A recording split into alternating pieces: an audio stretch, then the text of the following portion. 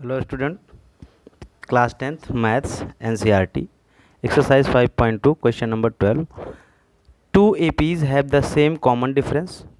The difference between their 100 terms is 100. What is the difference between their 100,000 terms? It means कि कोई दो APs हैं, दो AP दिए गए हैं हमारे पास हैं जिनमें कॉमन डिफरेंस सेम है और उनके 100 टर्म 100 आ रहा है।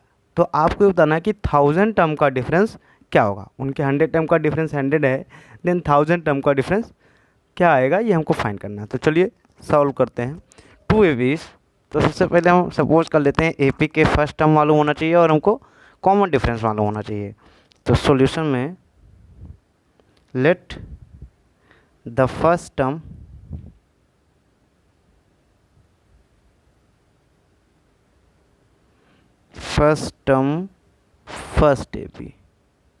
फर्स्ट एपी को ले लेते हैं इज इक्वल टू ए मान ले लेते हैं एंड कॉमन डिफरेंस सेम है तो हम कॉमन डिफरेंस इज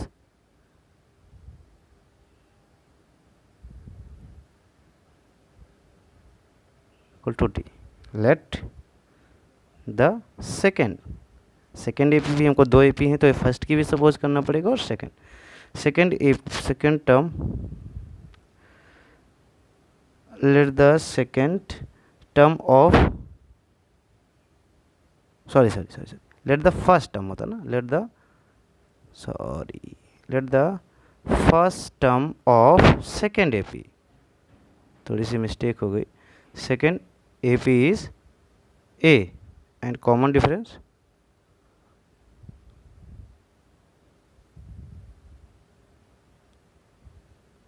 D। तो अकॉर्डिंग टू क्वेश्चन कि इन दोनों के 100 टर्म का डिफरेंस क्या है, 100 है। According to question a 100 minus second AP का 100 टर्म का डिफरेंस कितना है, 100। तो सॉल्व ए 100 क्या होगा, a plus 100 minus 1 into d, common difference हमारा डी है, minus a plus 100 minus 1 into d is equal to 100। तो यहाँ से अगर हम सॉल्व करें ए प्लस 99D माइनस, अगर यहाँ से मैं ब्रैकेट ओपन कर दूँ तो माइनस ए यहाँ पर भी माइनस और 100 minus 1 99D is equal to 100।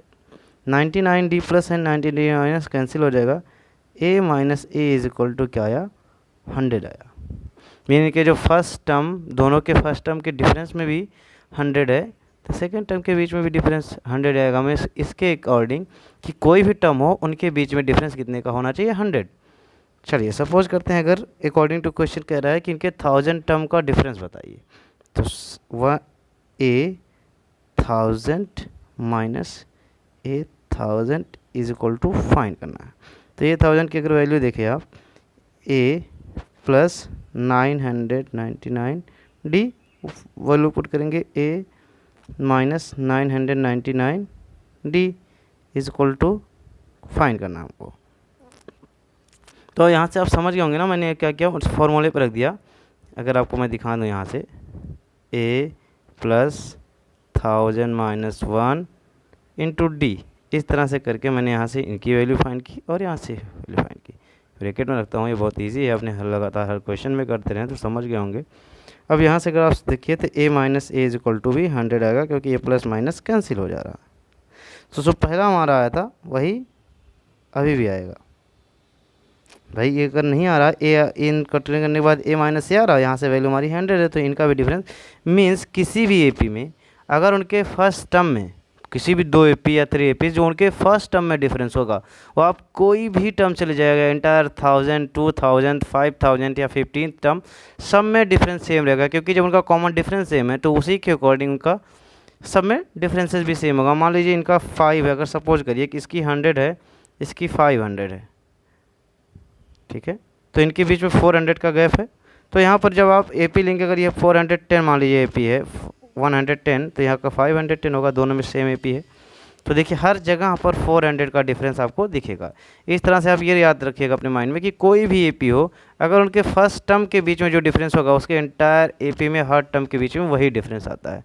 तो सपोज करिए यहाँ पर हमने फर्स्ट एंड दोनों एपी के फर्स्ट टर्म का डिफरेंस 100 है, यहाँ पर देखिए 1000 टर्म का डिफरेंस है। अब 2000 5000 जो भी निकालेंगे सबका डिफरेंस क्या आएगा, 100 ही आएगा। तो आप लोग इस क्वेश्चन को समझ गए होंगे। Thank you. Next question next video में बात करते हैं।